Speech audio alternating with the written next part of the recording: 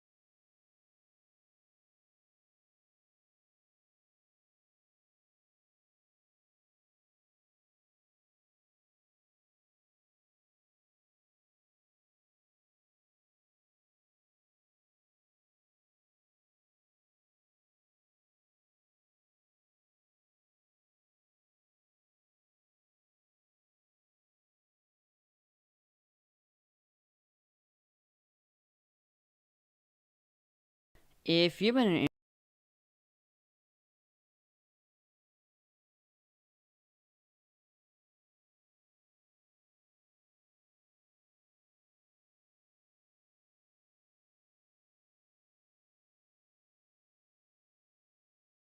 If you've been on the internet for a while and you watch train things on the internet, you probably know there's plenty of different types of railroad workers.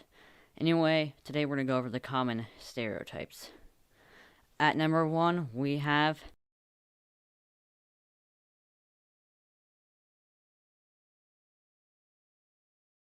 the angry maintenance of way worker.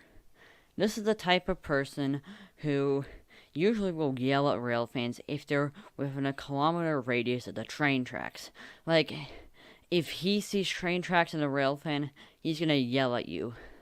Now, if you do see these people, just comply honestly, as they can call the cops on you. And, do you want to deal with the cops? I don't think so. I mean, it is annoying, just, if you really want a rail fan, go to another place. They can't follow you. Even they know it's illegal. But these people are just the worst. I hate these people. I haven't ran into any of them, luckily. I mean, I haven't ran into them yet. But these people are just the worst when it comes to, just rail fanning. They always ruin it. I, haven't had that happen to me yet, as I said. But anyway, next one on the list is the foamer-friendly engineer. This is the type of engineer who will risk his career just to let a railfan into the cab of a locomotive. This type of person usually has had an interest in trains as a kid and used to be a railfan, but got hired by a railroad. These type of people are the best, and they will sometimes let railfans in the cab of locomotives. If they don't, they give really nice horn shows and are really nice. They're just nice people. I mean, the engineers who don't give you horn shows.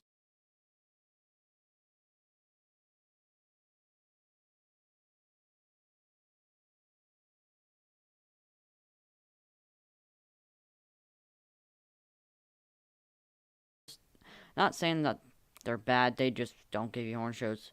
Much prefer a horn show or something cool than just Gevos.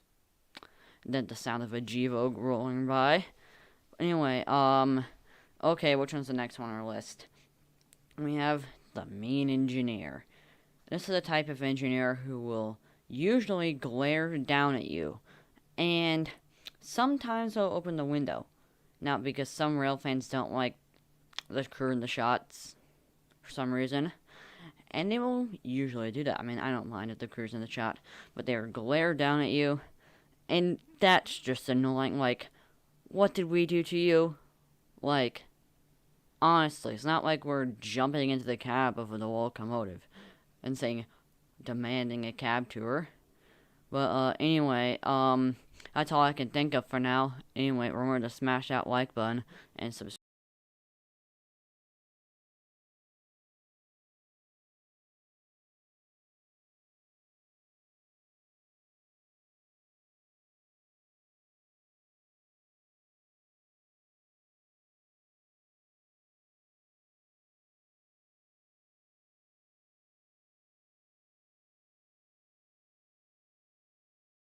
Bam! HelloFresh. Guys, shrimp spaghetti with the kick is what we're gonna make. You guys know that HelloFresh makes cooking dinner. Yeah,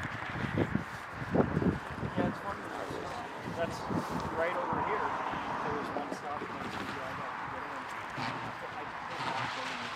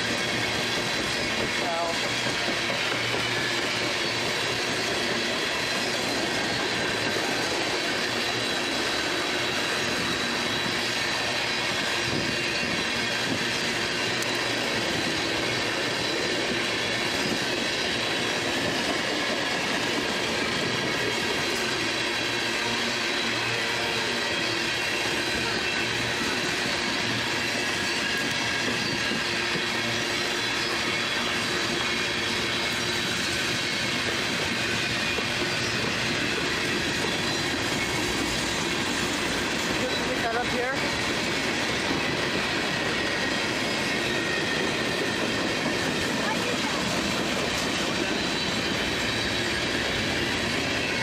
What is that?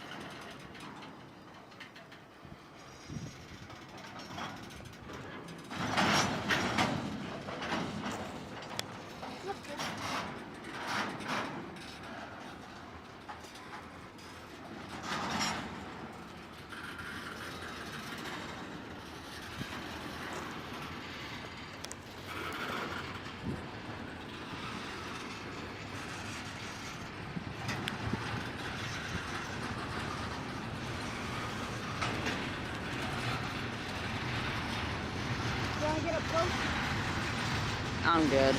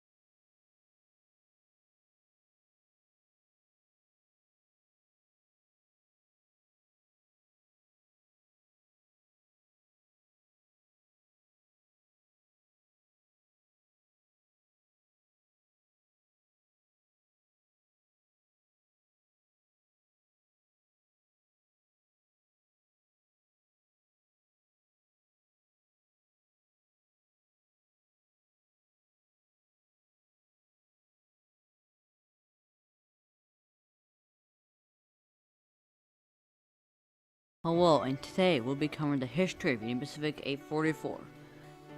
Also, special thanks to Wayne JH7MC for requesting the video. You can request your own video on the history of a different locomotive in the pinned comment down below. Anyway, let's get to it. Union Pacific 844 is a class FEF3 484 Northern 440 Union Pacific. It's part of the last batch of 484s the railroad received from Alco. 844 was the last batch. The Northerns were very versatile. They could pull passenger trains and freight trains with ease. They were also fast. Union Pacific Northern had a top speed of 90 miles per hour. However, they often exceeded that. Union Pacific's 484s were primarily designed to be used in passenger service. As 844 and their sisters were the last batch, they had a very short life. An 844 primarily pulled passenger trains such as the Overland Flyer, Portland Rose, and the Challenger. It did this until 1947 when it was bumped down to freight service as the diesels took over. 844 and their sisters remained in freight service until 1959. Union Pacific had a fully dieselized fleet. Union Pacific retired all their steam engines except one, 844. As early as 1960, the railroad began to realize the benefits of having a steam program. The railroad chose 844 to be the head of the program. 844 was restored to active service in 1962. The railroad started using 844 for fan trip excursions throughout the 1960s. Until 1962, it was renumbered to 8444 as a GP3 carried the number 844. One of the more notable trips to come from 844 occurred in 1969 when 844 took over the Golden Spikes and Wind from Nickel Plate 759 at Salt Lake City, pulled a train to Ogden, Utah. One excursion that the 844 was often found on was the Denver Post Cheyenne Frontier Day Special, which was a round trip between Denver and Cheyenne and back. However, this excursion was discontinued after 2018. In 1984, 844, along with 4449, would both be displayed at the New Orleans World's Fair. Later, in 1999, 4449 would see themselves teaming up again to celebrate the 50th anniversary of Los Angeles Union Station. They would kick off the event by running side by side into the station.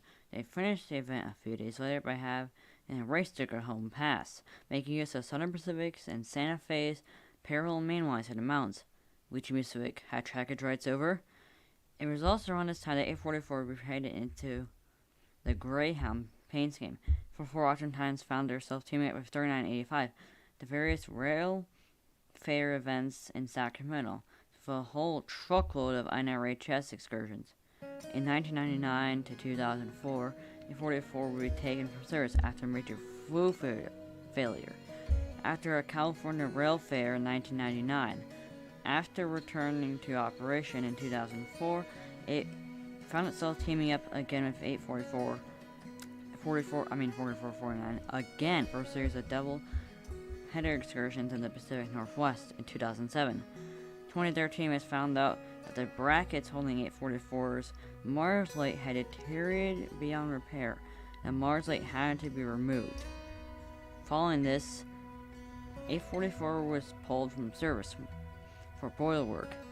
During this time, Union Pacific decided it was the best time to conduct a 15-year rebuild, and in 2016, 844 returned to operation. 844 still operates today along with UP 4014. 844 and 4014, along with the entire UP Steam program, are continuing the legacy of Steam. Next, we will cover the history of Big Boy 4014, unless someone else requested. But yeah, this is the next scheduled one. But anyway, thanks for watching the history of Union Pacific 844. Remember to like, comment, subscribe, and tell what locomotive you want to be covering next on OG Productions. Anyway, I gotta go. Bye.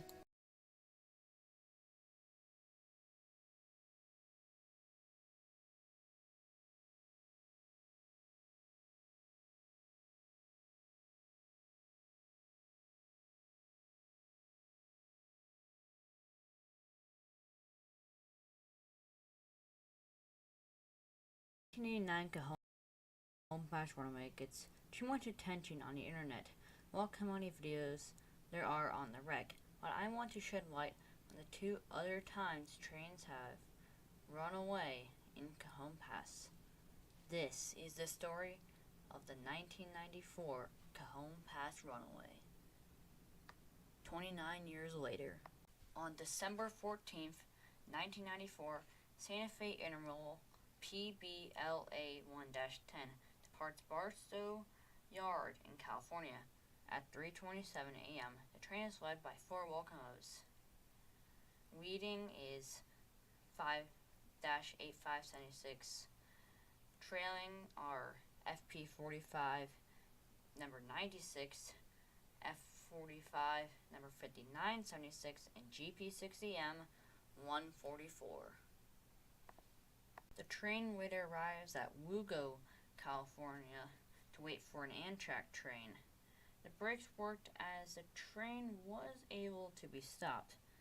The train stayed at Wugo for about 17 minutes. The train left Wugo at 4:39 a.m. As the train continued, the engineer maintained a speed between 15 to 18 miles an hour. About milepost 53.4 near the block signal, used the automatic brake to make a 5 psi reduction. About a minute later, the engineer started using the dynamic brake. 2 minutes after that, he started using after you see dynamic brakes, The train was near Camper's Point. He reduced the brake pipe pressure by 3 psi. 1 minute later, he reduced it by another 2 psi. Then the train speed increased from 18 to 23 miles an hour in less than a minute. The train continued to gain speed. The engineer told the conductor, "We have problems."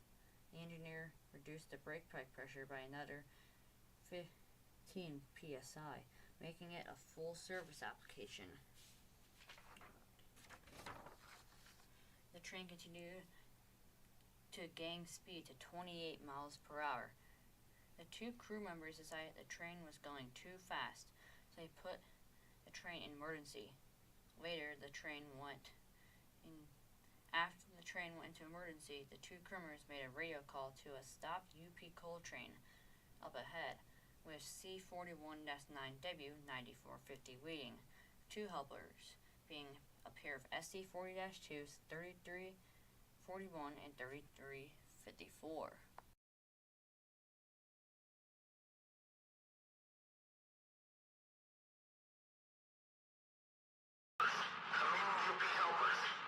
Santa Fe Cajon dispatcher to Santa Fe 576 West, over. UP helpers, get off your train. Helpers, get off your train. We've got a train coming your way. Santa Fe Cajon dispatcher to Santa Fe 576 West, over. 576 West. Are you the one that is in emergency? Over. Yes, we are. What is your speed now? Over. 40, 50.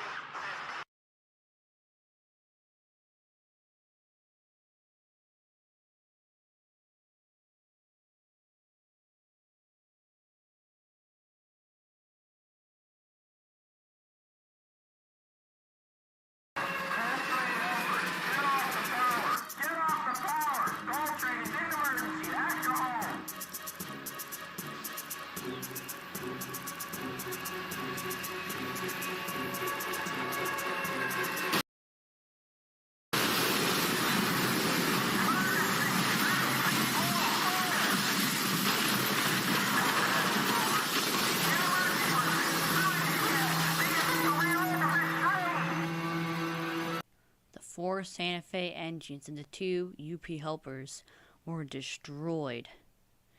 The UP helper crew escaped without injuries, but the Santa Fe crew weren't so lucky, suffering minor injuries after jumping from their train going over 50 miles per hour.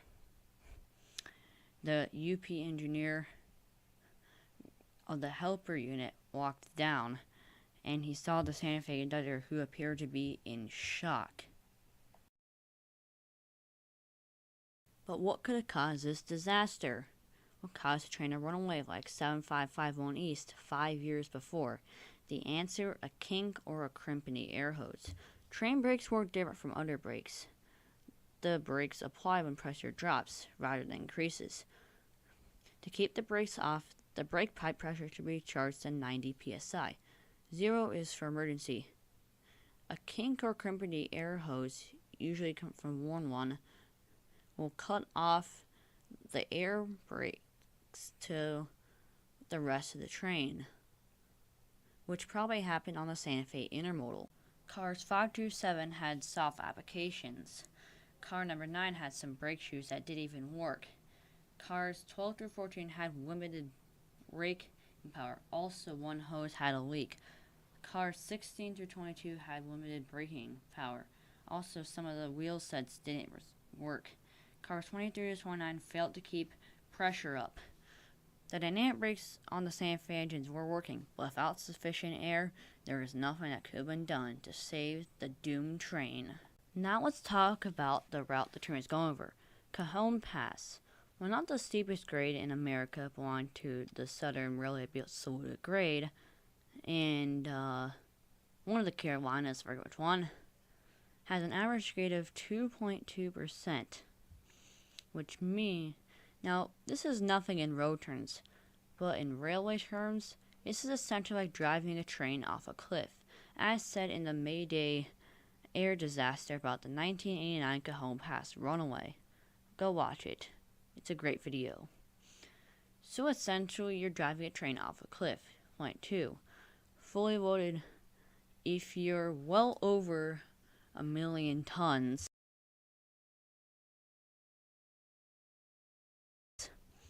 that's one steep, tough gradient. No wonder 3 trains ran away here. There's also another interesting thing. When the UP helper engineer walked past the derailed Santa Fe train, he expected the brakes to be hot. He said if it was a runaway, those brakes had to be smoking hot, but instead, he didn't notice anything at all. That was because the brakes weren't even applying. In the end, all 5 Santa Fe engines were a total loss and scrapped, along with the 2 UP helpers. Also, 5 articulated double-stack container cars scrapped. The 1994 Cajon Pass runaway will certainly never be forgotten in the memory of those affected. I hope I made a great video on the wreck. This will certainly not be the last train wreck documentary. It'll be the first of many. I hope you enjoyed. I hope this was as informative as possible. Thanks for watching.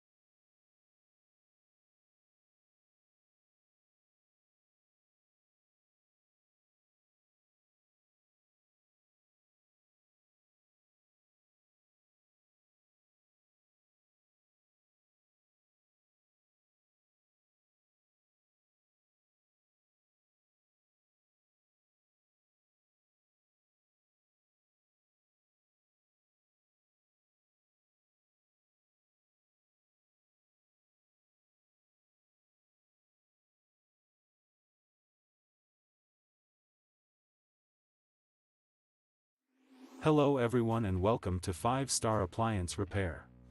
We are a small, but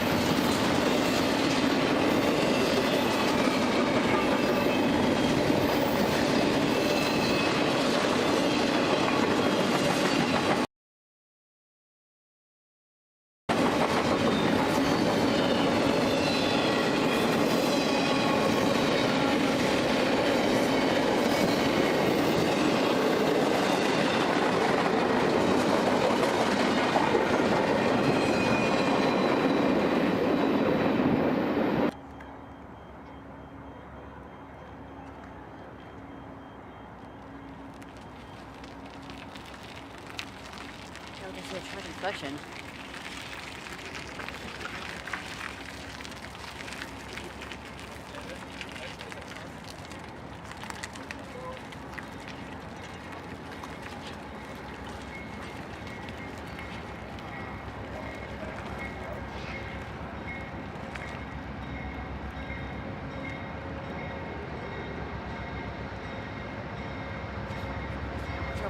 Watch out.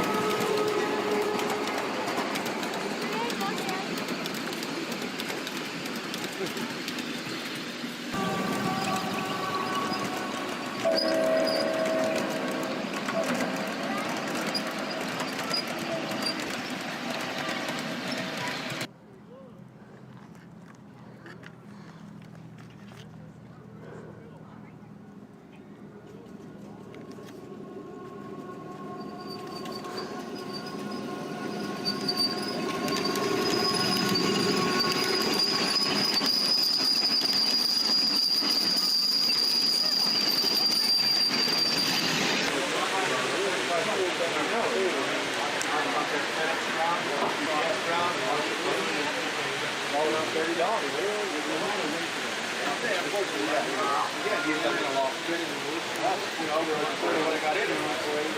so I need to figure this out.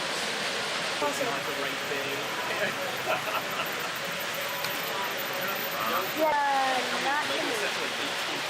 I mean, because they're like, it's fun. Like, it's not fun when it's like a, you know, minor helmet, but it's kind of cool when it's like cars tipped over. You videoing?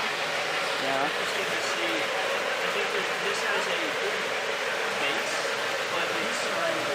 Do you mind if I snap a picture?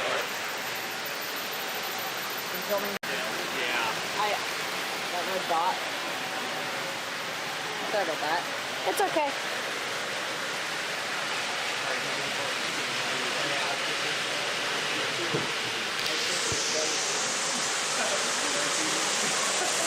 The viewport doesn't work in video mode.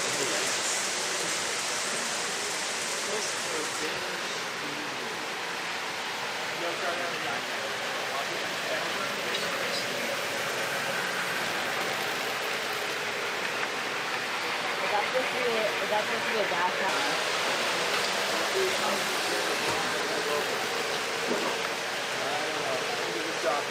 Sorry. Don't record for too long. Welcome back.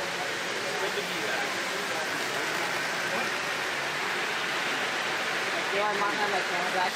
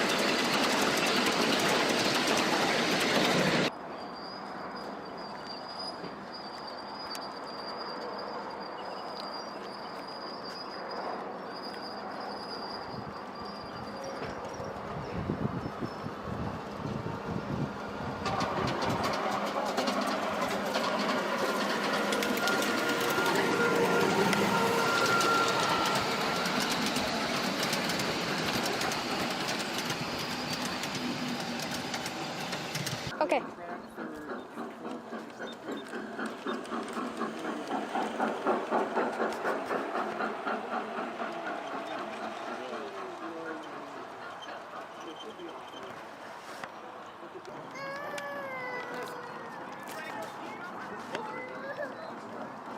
that okay if you slow?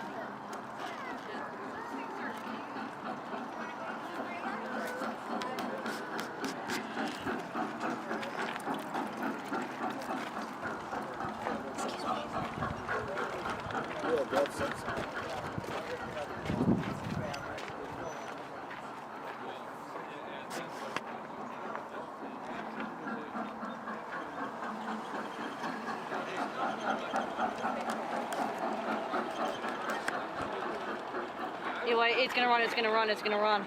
What?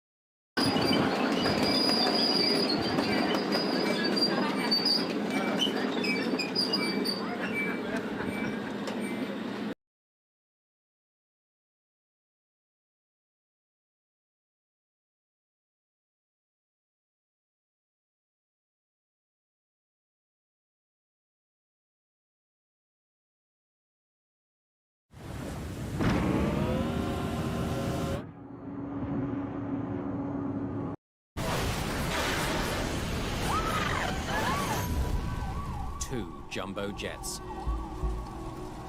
583 people. The deadliest air crash of all time. This was a nightmare beyond all expectation. If I mess this up, I could actually lose my license. Blame soon falls on one pilot. Stand by for takeoff. I will call you. Why would he ignore those instructions? But as investigators sift through all the evidence, We are now at takeoff. Whoa, whoa, whoa. What just happened there? the disaster in Tenerife grows more and more mysterious. Why didn't they get off where they were told? These are the top guys. These are the best in the business. How could this happen?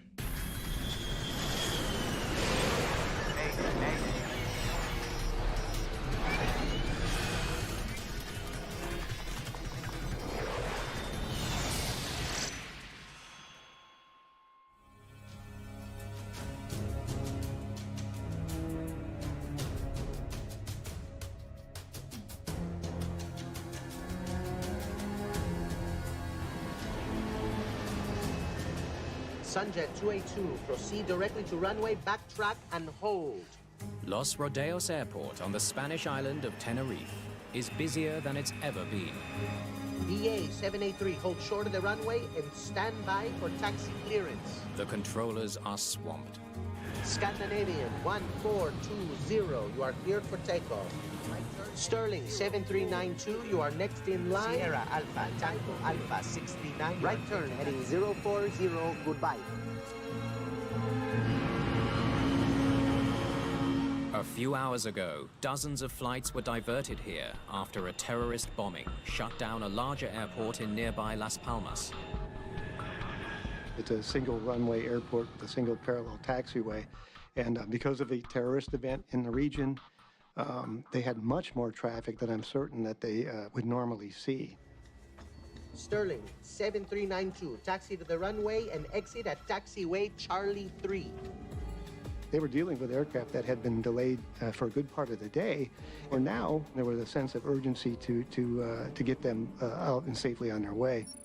With so many planes parked on the taxiways, the controllers instruct departing flights to taxi along the airport's only runway to get into position for takeoff. One of the planes waiting to get to Las Palmas is Pan Am Flight 1736. Must be getting close. Sure hope so. I'm ready for the beach. 39-year-old Robert Bragg is the first officer.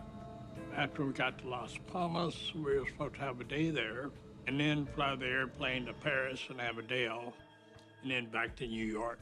So it was supposed to be a very good trip. His captain is Victor Grubbs. Flight engineer George Warnes completes the highly experienced crew. Pan American World Airways was not only a pioneer, but they were the one we all looked up to tremendously. Those of us who wanted to be pilots and who later were always had that fantasy that we might someday fly for Pan American. So they were the creme de la creme for so many, many decades.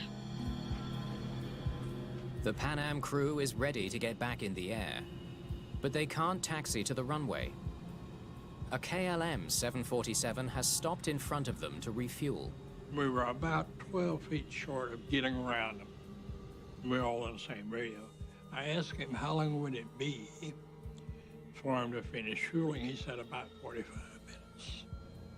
You're trying to get your passengers where they want to go, and now KLM wants more fuel. And it's just one of those things. It gets frustrating. These irritations are small, but at the end of a long day, they begin to add up. Not even a sandwich? It's been a long day for the 378 passengers on board the Pan Am airplane. The flight started in Los Angeles before stopping in New York and now in Tenerife. They had been on the airplane 12, 13 hours, so they were getting tired. The passengers have no idea how long the delay will last. KLM was our big concern, and we found out his fueling would be finished. Tenerife KLM 4805, you finished refueling, requesting clearance for startup. The KLM aircraft is finally ready to roll. Both 747s should be back in the air soon. Clipper 1736, requesting start clearance. I said, okay, Pan Am is ready to start also.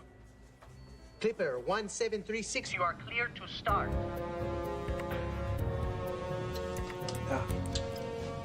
Okay. Pre-start checklist, please. Ladies and gentlemen, the flight deck once again. I'm happy to say we've been finally cleared to get moving. We should have you in the air in about 15 minutes from now.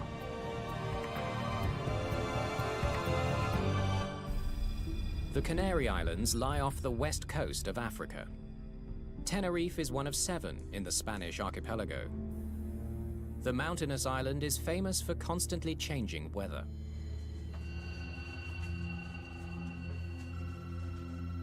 Can't see anything out there. A fog bank rolled in, and visibility went down to almost zero. Clipper 1736, clear taxi into the runway following the 747 from KLM. Clipper 1736. To expedite the departures of both KLM and Pan Am, they taxied both on the runway at the same time to put them in a position where they would be ready for a departure.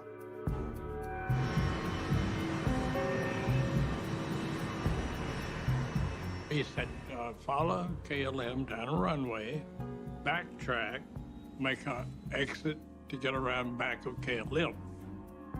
So that's what we were doing. Once they get in the air, the flight to Las Palmas should only take about 25 minutes. KLM 4805, how many taxiways did you pass? I think we just passed Charlie 4 now. Okay. The KLM 747 will be the next plane to take off. At the end of the runway, make 180 and report ready for ATC clearance. Ya después de estos dos, ya terminamos. First Officer Bragg is unfamiliar with the airport. He checks a runway diagram to help find their turning. Okay, that's this one right here.